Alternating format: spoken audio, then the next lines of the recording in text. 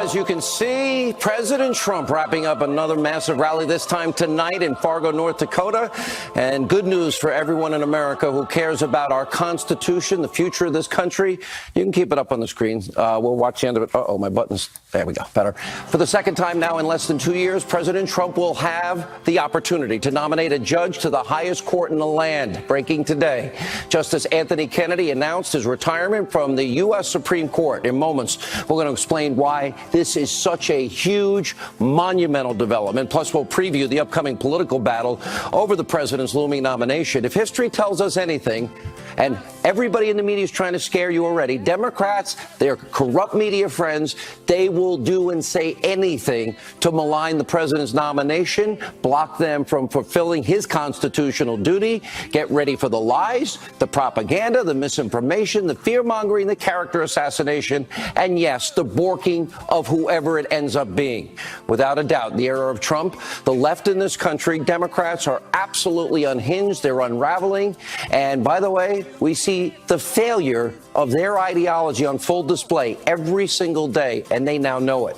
We also have an ad tonight. Wait till you see this from the RNC. It perfectly encapsulates the scary state of mind of America's left. And also tonight we have highlights from the president's massive rally tonight in Fargo, North Dakota, as you can see. We'll also tell you everything you need to know about that closed-door hearing today with the corrupt, Trump-hating FBI lovebird Peter Strzok. By the way, news today that Rod Rosenstein doesn't like me. I'm devastated. Let not your heart be troubled. Go anywhere. It's time for our very important breaking news, a little bit delayed opening monologue. Now, for the second time in 18 months, President Trump will make a decision that will impact our country for decades and, yes, for generations. With Justice Anthony Kennedy now retiring, the president is now tasked with picking his replacement, a task he does not take lightly, nor should he. Take a look from earlier today. He's been a great justice of the Supreme Court. He is a man who is displaying great vision. He's displayed tremendous vision and tremendous heart, and he will be missed, but he will be retiring, and we will begin our search for a new justice of the United States Supreme Court that will begin immediately. We have a very excellent list of great talented, highly educated, highly intelligent, hopefully tremendous people. I think the list is very outstanding. When I was running, I put down a list of 20 people because, not being a politician, I think people wanted to hear what some of my choices may be, and it was pretty effective. And I think you see the kind of quality that we're looking at when you look at that list. But I added 5 additional people to the list. So it will be somebody from that list. I want to take a minute, by the way, for all of you never Trumpers, and you all know who you are. I'm thinking about naming names, but not tonight. I do have a message for you. If you had your way, remember we'd say the Supreme Court is at stake. That alone means everything. Hillary Rodham Clinton now would be making this now a second appointment in the terms of the judicial course of American history, which would alter this country for decades to come. It's time to admit, a lot of you, how wrong you were about Donald Trump, although I'm not going to hold my breath tonight. So as the president has mentioned many times, he is committed to picking from a solid list of qualified originalist justices who have a proven track record of upholding the Constitution, not legislating from the bench, people whose judicial philosophy is one that believes in separation of powers, co-equal branches of government. Now, sadly, this is the exact opposite of what Democrats and people like Hillary would want. Instead, the left, they want judges who even value and cite international law, not our own Constitution. People that would legislate from the bench. People that believe in this evolving interpretation that means nothing of our Constitution. What the left can never accomplish through the ballot box or through real legislation, they actually try to accomplish by abusing the court system and using activist judges to accomplish all their left-wing dreams and ideology. Now, make no mistake, as soon as the president taps whoever Anthony Kennedy's replacement will be, you are going to witness the single most contentious, nasty, vicious, dirty propaganda, character assassination campaign. It will be one of the most contentious political battles in decades. Tonight, your news media is already going there. So in light of today's breaking news, yes, it's time for another Hannity history lesson to bring you. This time it involves just how desperate and low Democrats will go and literally malign the character of good, decent, smart people and what they plan to do to the president's next Supreme Court nominee, whoever it ends up being. They will try to destroy them. Let's start with the outgoing Justice Anthony Kennedy. Now, for 30 years, Kennedy, he's accumulated what is a very mixed track record. Nominated by Ronald Reagan in 1988, many have referred to him as the court's swing justice. He saved Roe versus Wade from being overturned. He upheld the use of affirmative action, extended legal rights to foreign terrorists at Gitmo. But Kennedy also voted to kill Obamacare, preserve Second Amendment rights, and most recently, he voted to uphold the president's travel ban. It's kind of weird because he never had a judicial philosophy that he seemed to adhere to, like Justice Thomas or Justice Scalia or Justice Alito. And now with President Trump poised to nominate what he has said he would do in the campaign, a strict originalist, to replace the very unpredictable Kennedy, Democrats are now sharpening their spears just like they did back in 1987. Let's go down memory lane. Now, before Reagan nominated Anthony Kennedy to the Supreme Court, he did tap somebody who was a judicial genius. He tapped a strict constitutional originalist. His name was Judge Robert Bork. And hell-bent on preventing Robert Bork from becoming a Supreme Court justice, Senate Democrats engaged in one of the most disgusting smear campaigns, which culminated on the Senate floor with outright lies from Senator Ted Kennedy. Watch how low they can go. Take a look. Robert Bork's America is a land in which women would be forced into back alley abortions, blacks would sit at segregated lunch counters, rogue police could break down citizens' doors in midnight raids, and school children could not be taught about evolution. Writers and artists would be censured at the whim of government. All lies, all attempts to scare, intimidate the American people. Now, after what you just saw, Democrats were able to actually block the nomination. That's how we now have ended up with the term being borked, which, by the way, the Oxford English Dictionary describes as, quote, obstructs someone by systematically defaming or vilifying them. Let's fast forward a couple of years later. The confirmation of now Supreme Court Justice Clarence Thomas. During his Senate hearings, this goes back to 1991, Democrats rolled out his former colleague, Anita Hill, to make sexual harassment allegations against him. The process became so vicious and nasty, Justice Thomas, in what is now famous comments, he referred to it as a high-tech lynching. Watch this. This is a circus. It's a national disgrace. And from my standpoint, as a black American, as far as I'm concerned, it is a high-tech lynching for uppity blacks who in any way deign to think for themselves, to do for themselves, to have different ideas. And it is a message that unless you kowtow to an old order, this is what will happen to you. You will be lynched, destroyed, caricatured by a committee of the U.S. Senate rather than hung from a tree. Wow. Powerful, powerful remarks. You know, character assassination, look at just the last week and what's happening and what has been said and what is being said about women and Secretary Nielsen and Pam Bondi and so many others, and Ivanka and Melania and Sarah Sanders. By the way, if you want to read one of the best books you'll ever read, it's written by Clarence Thomas. It's called My Grandfather's Son. Now, if you think what you saw is bad, it's about to get actually probably worse. With the ideological makeup of the Supreme Court now hanging in the balance after President Trump successfully nominated originalist Neil Gorsuch to the court, Senate Democrats are about to pull out all stops. They'll do and say anything, just like Ted Chappaquiddick Kennedy, to block Donald Trump's pick. Now, we're not even a day out from Justice Kennedy's announcement, and the left is already in full-on, total freak-out, panic, scare the American people mode, and full-on lying mode. Watch this. Are you guys ready to maybe rip up some of the rules that have, as Rachel said, limited Democrats? Yes, Nicole, and I know we're ready. For the fabric of our democracy, Democrats should dig in hard here and do everything they conceivably can do to block this nomination, any nomination, from going forward. Our Republican colleagues in the Senate should follow the rule they set in 2016, not to consider a Supreme Court justice in an election year. It's time for Democrats to throw down. And what I mean by that is that we've been playing by the rule book, and Donald Trump and Republicans have been playing by street rules. We need to play by street rules. Don't allow a vote on this. Don't have a hearing. Don't have a meeting. Don't let anything go forward. Don't play ball with this decision. Merely a preview of coming attractions. At this massive rally tonight in Fargo, North Dakota, the president previewed this looming battle and so much more. Let's take a look at what he had to say. A very special guy also just announced a little while ago his retirement from the United States Supreme Court.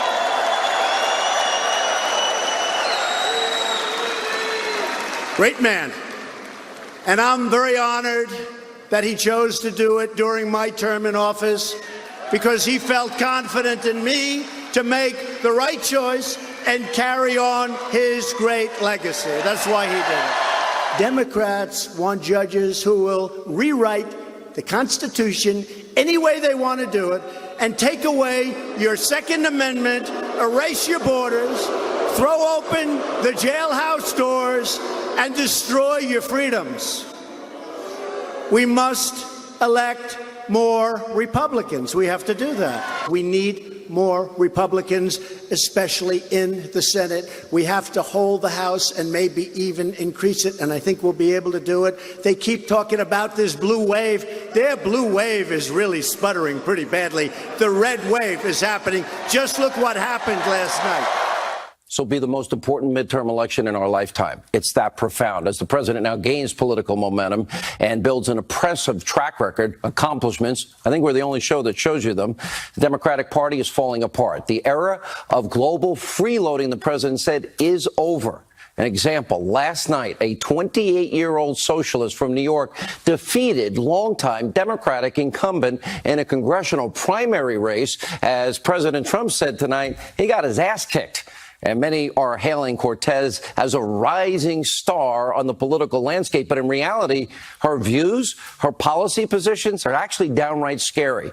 Look, by the way, he was a guy that was supposed to take over for Nancy Pelosi, perhaps. Look very carefully. This is the future. This is your modern Democratic Party. Cortez, who will likely win the general election in a Democratic district, is pushing for, let's see, single-payer universal health care, universal jobs, government-subsidized housing for everybody, tuition, free colleges. She wants to abolish ICE and, of course, impeach President Trump. Watch this. Would you push for a Trump impeachment should you win? Well, I would support impeachment. I think that we have the grounds to do it. I think what really we need to focus on is making sure that we are advocating for the policies to win in November. But ultimately, I think that what we need to kind of focus on is ensuring that we can, when people break the law, potentially break the law, that we have to hold everyone accountable and that no person is above that law. Now, the only difference between the self-proclaimed socialist that you just saw and the rest of the Democratic Party is she's actually more honest. And as we have shown you many times, and we'll show you all through this election season, I'll give you the agenda of the Democratic Party. First, they want to impeach 45. You just heard it, but they're not going to tell you.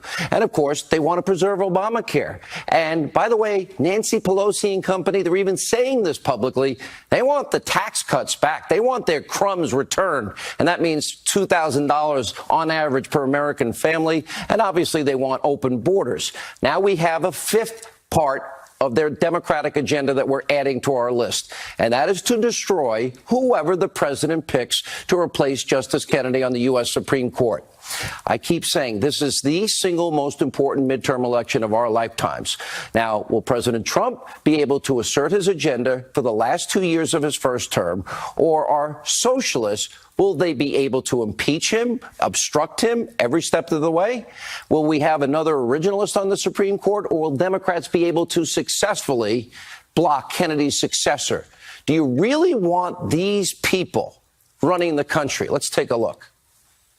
A few years ago, ideas that we talked about were thought to be fringe ideas, radical ideas, extremist ideas. Those ideas are now mainstream. I just don't even know why there aren't uprisings all over the country. And if you see anybody from that cabinet in a restaurant, in a department store, at a gasoline station, you get out and you create a crowd. And you push back on them. And you tell them they're not welcome anymore, anywhere. Do something about your dad's immigration practices, you feckless. What's Uncle Tom but for white women who disappoint other white women? One way you get rid of Trump is a crashing economy, so please bring on the recession. When was the last time an actor assassinated the president? I have thought an awful lot about blowing up the White House.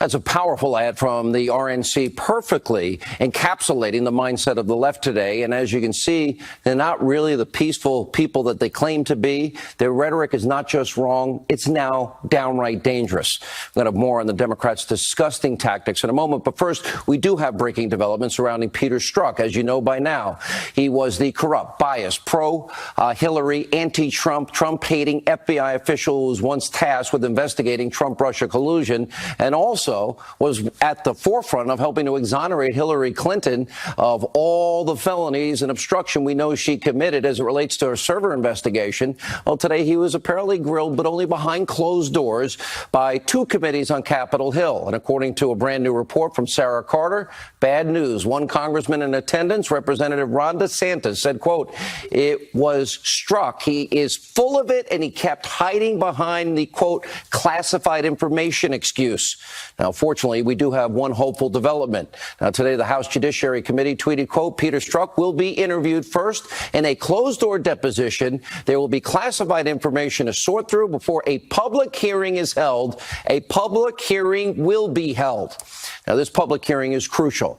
You, the American people, deserve to know how bias at the highest levels of the FBI, in fact, tainted what was the Hillary Clinton so-called investigation. It's irrefutable, incontrovertible. She committed crimes, and then the same people involved in literally putting the fix in for her were the began the witch hunt into, of course, so-called collusion.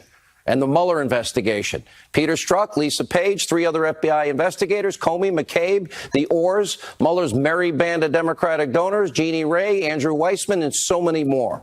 We deserve answers. You know why? Because this was about influencing a presidential election and literally supporting and helping somebody we know broke the law and then viciously trying to destroy another candidate. And Peter Strzok must be held accountable, and he has questions to answer to the public.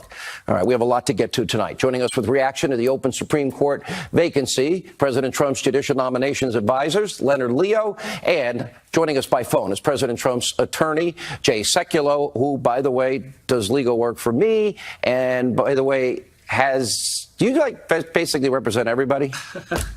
Full disclosure, and I had dinner once with Jay, and I paid. All right, let's start with your reaction to this. This is history. This is generations. This is an opportunity now. This is a big deal. And let's go through the philosophy of the president in making this decision. Well, look, I think I've litigated Supreme Court cases in front of Anthony Kennedy for 3 decades. So, and about 80% of the time he ruled in our favor. About 20% of the time he did not.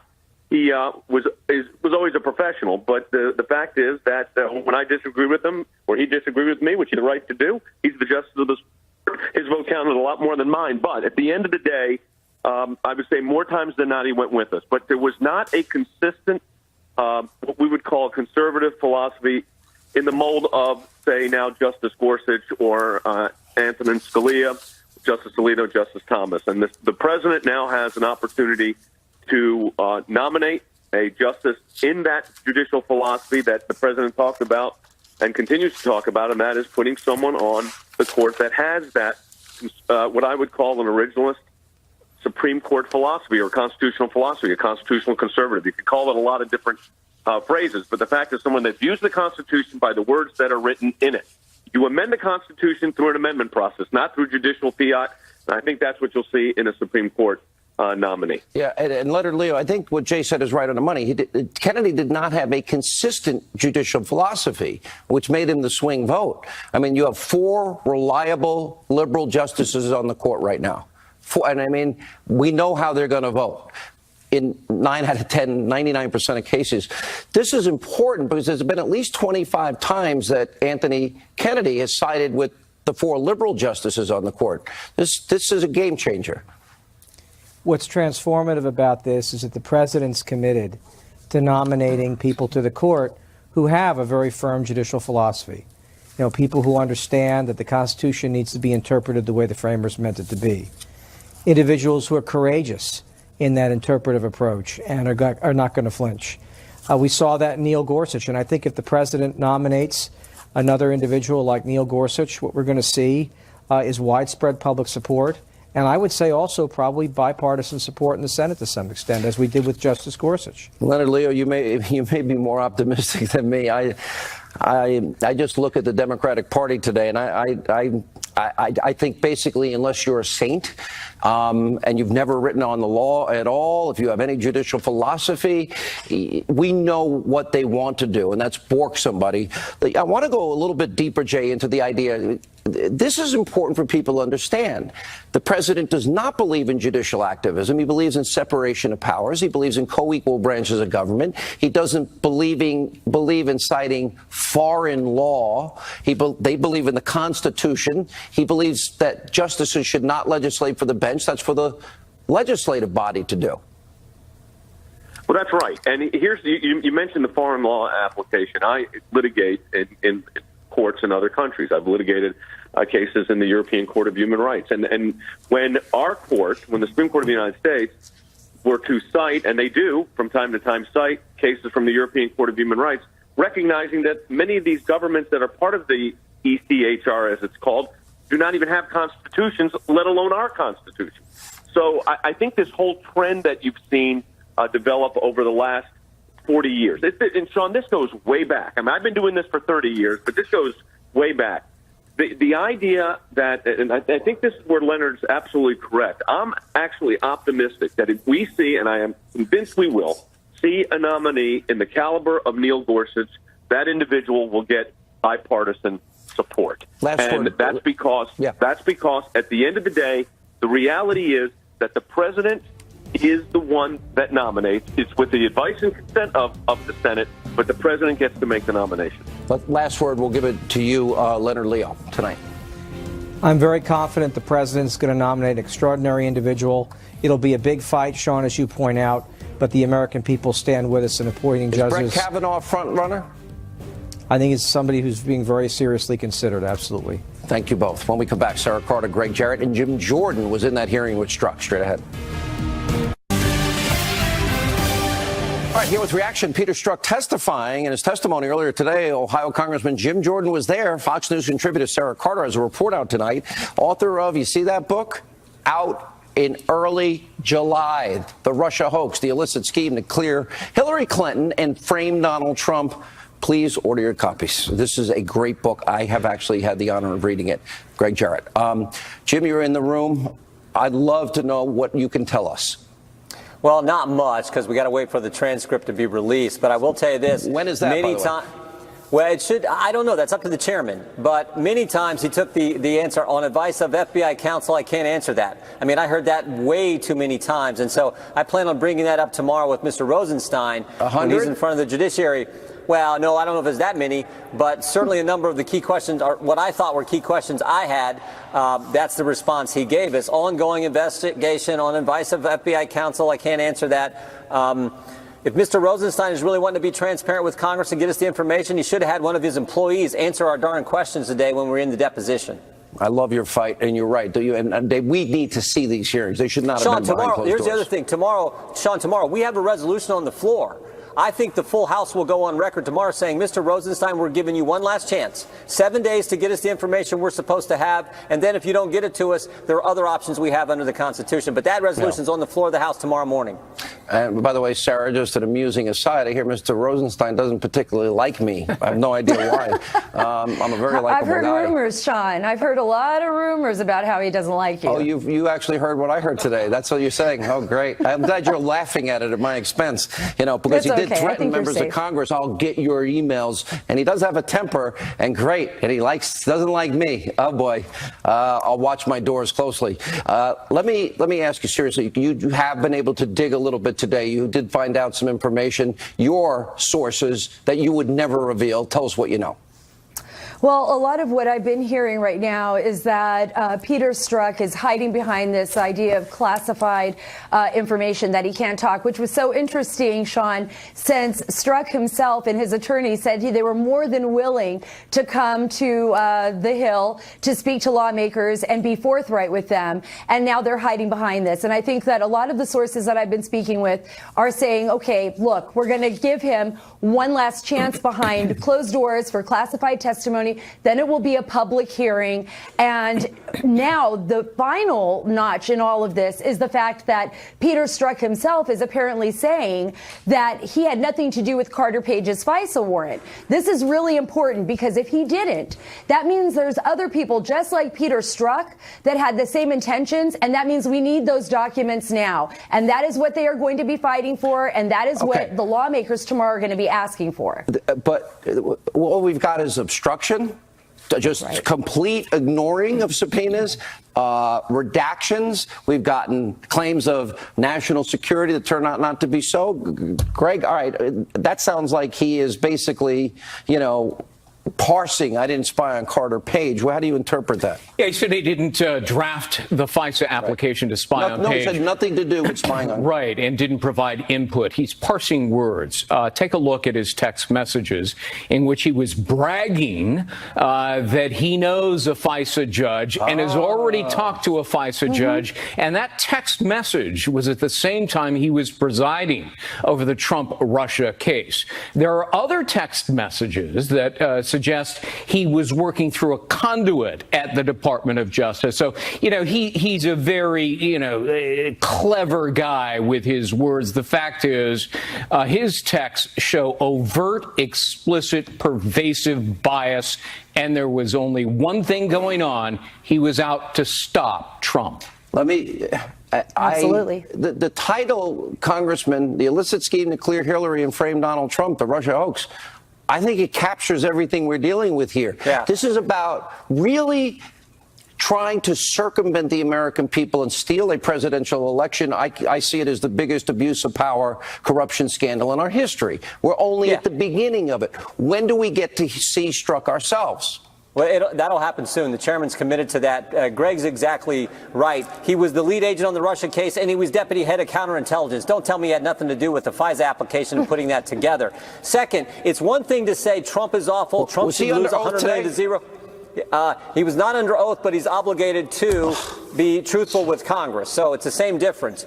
But not really. It's not really. Well, it actually is. I mean, this is the normal way that these transcribed interviews are done. Slightly different than a deposition, but basically the same thing. But it's one thing for him to say Trump is awful. Trump should lose 100 million to zero. It's another thing when he says we will stop Trump, and he makes that statement 7 days after he's opened the Russian investigation into President Trump. Yeah. So this idea that it was just bias and it didn't manifest itself in how the investigation was conducted, I just don't know how anyone with common sense can buy that. Sarah, real quick. Absolutely. Congress needs to fight and fight hard. They need to stick with what they've said, and I hope they do. Either they push for those documents or they file those contempt or even impeachment against Rod Rosenstein and see if that gets him to move. President Trump should order the release of those Say documents. that again. The President Trump should order the release of the documents. And they would have to. If Rosenstein doesn't do it, he should be fired, and Christopher Wray as well. The president can order the release. Yes, and in fact, he can order they be delivered to the White House counsel, who could then provide them to Congress. Yep. Thank you all three of you. More tomorrow. Wait for that. More Hannity straight ahead.